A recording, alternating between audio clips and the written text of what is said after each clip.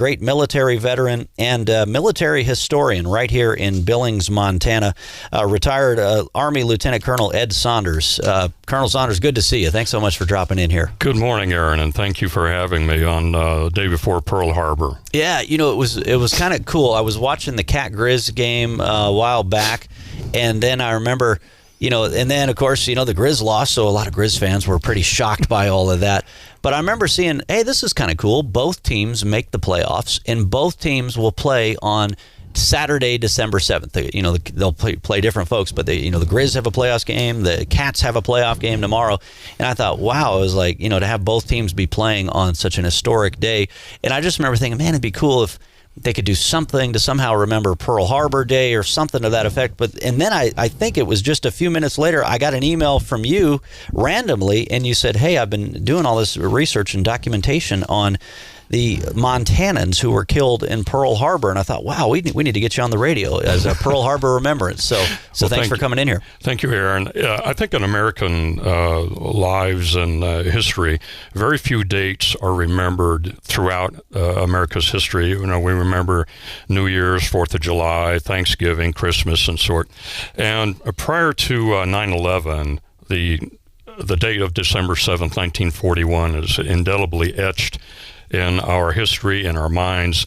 And so when December 7th comes, we immediately think of Pearl Harbor. And part of that really came from a speech written by President Franklin Delano Roosevelt immediately after the Pearl Harbor attack. The first draft said December 7th, 1941, a date which will live in world history.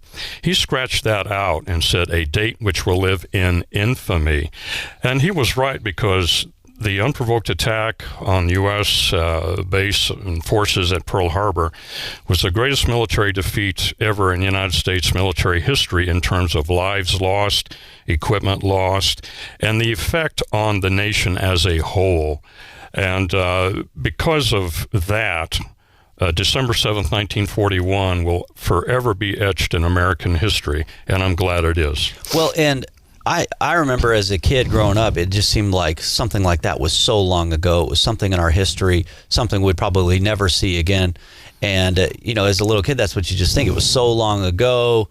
And then something like 9/11 happens, and then now, and then you go to places like Iraq and Afghanistan, and now I'm sure there's kids growing up today that are like, oh, 9/11, that was so long ago, and oh yeah, that's history now, but it's still so fresh to so many of us, and it makes you realize that, wow, for Pearl Harbor is still, when it comes to world history, in the amount of time we've really been on this planet, Pearl Harbor is still very fresh.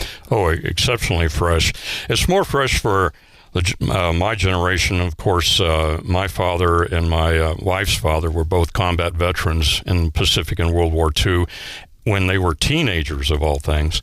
My Spanish teacher when I was in 8th grade, Mr. Marion Shepard, was a Pearl Harbor survivor, and I did not know that for many years because he was a quiet fellow. And that was down in Riverton, Wyoming, I think you were saying. Yes, that's where I grew up, and we relocated to Montana a whole lot of years ago.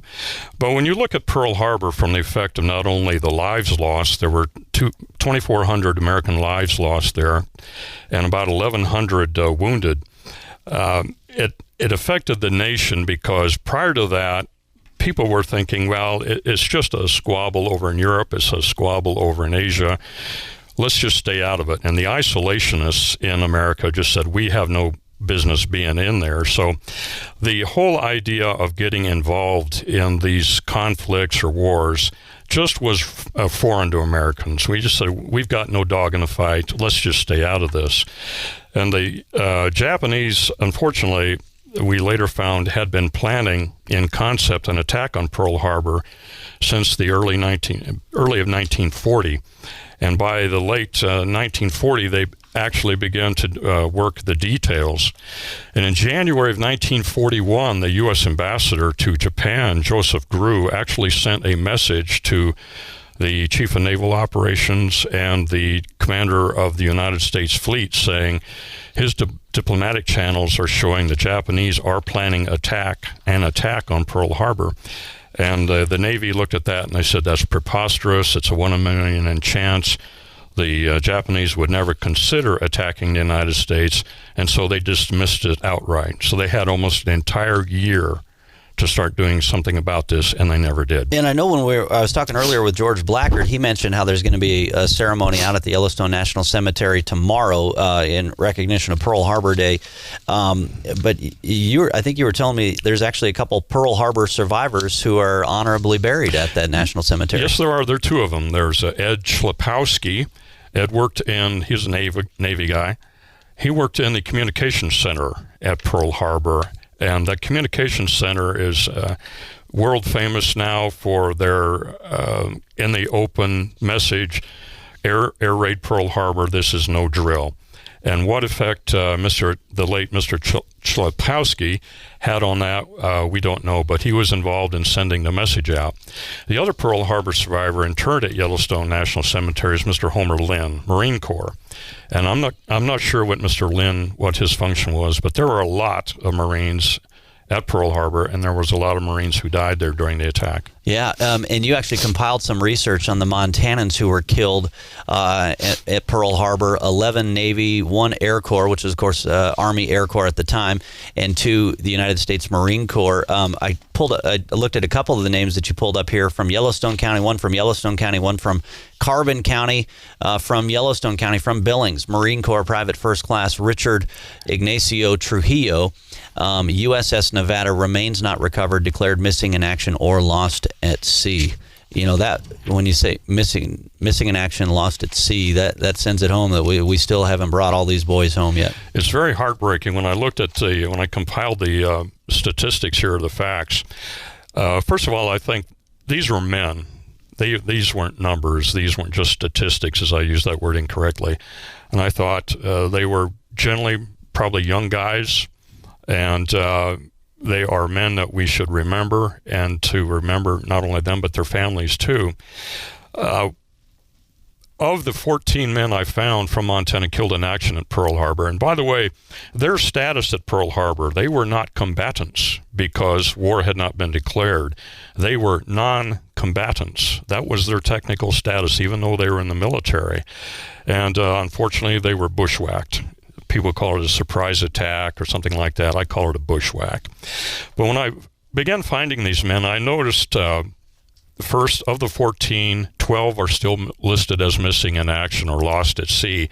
And people think, how can that possibly be? Well, 7 of those 14 Montana men were on the Arizona when the Arizona went down, and they probably still are in the Arizona. A couple of them were on the Nevada, the USS Nevada, battleship Nevada. It was savagely attacked. And the USS Arizona is the one that's still on permanent display at Pearl Harbor, at least was when I was there on my last trip, right? Yes, the hull is there. Yeah. And the Arizona Memorial is actually built on the hull. Not long ago, they found the hull was settling and decaying, for lack of a better word. And so the memorial was closed there for a while so that engineers and divers could get in there and respectfully inspect the hull of the Arizona, ensure that it was not going to collapse and bring the memorial down into the water. And I believe the memorial is now still open, or now reopened. The Carbon County sailor here who was killed during the Pearl Harbor attack, Navy Petty Officer Second Class Harold Hugh Skilly, hope I pronounced that name right, on the USS Arizona, remains not recovered, declared missing in action or lost at sea. You know, if people are able to make the trip to Pearl Harbor, make the trip back to Hawaii, and never go, it'd be kind of cool if they could just carry these names with them, and so they can remember those names as they walk along that path, and you know, because that just, like you say, it if we just focus on numbers, you forget that they were men. You forget that they were Montanans, that they were, you know, walking amongst their fellow Montanans. You know, these men, however, are still memorialized. It's not like their names are lost to history. If you visit the Arizona Memorial, the men who were not recovered, even the Montana men, are listed on that wall. So their names are not lost to history. And a couple of them are also on the wall of the missing in the National Memorial Cemetery of the Pacific in Hawaii. One fella who was on the Vestal, Lowell Jackson, Navy Seaman Second Class. He was returned to Montana, and he is buried in Butte. Oh, wow. And he does have a military headstone which shows his date of death, December 7th, 1941. So there's something you can add to your list if you're passing through Butte and you just want to stop in and look. They've got a great, I think it's a Korean war memorial, I think, in Butte, if I remember right. But I know that either way, they've got an incredible memorial worth checking out in Butte there as well. Retired Lieutenant Colonel Ed Saunders. Some of you might remember his name because he's also been putting some books together. He's got a book about the history of Yellowstone National Cemetery, and also a great book about Montana's women veterans of World War I. And you're also a part of this national research effort to award the Congressional Gold Medal to the members of the Women's Telephone Unit of the American Signal Corps of World War I, the famed Hello Girls. How is that effort coming? So far, so good. This was a part of an effort actually headed by Montana Senator Tester to award the Congressional Gold Medal to the women telephone operators in World War I over in France. 5 of those women, my research has found 5 of them came from Montana. And informally, a group of 4 of us nationwide just got to know each other, and we started putting together a concerted research effort to find these women. And I was working with the World War I Centennial Commission to get an accurate list of these women. And with that, we've presented that to the first to the Senate Veterans Affairs Committee, and they are presently looking for signatures of support from the other senators and House members to get this bill passed and to award the gold medal to these women. These women did not receive official military veteran status for over 60 years.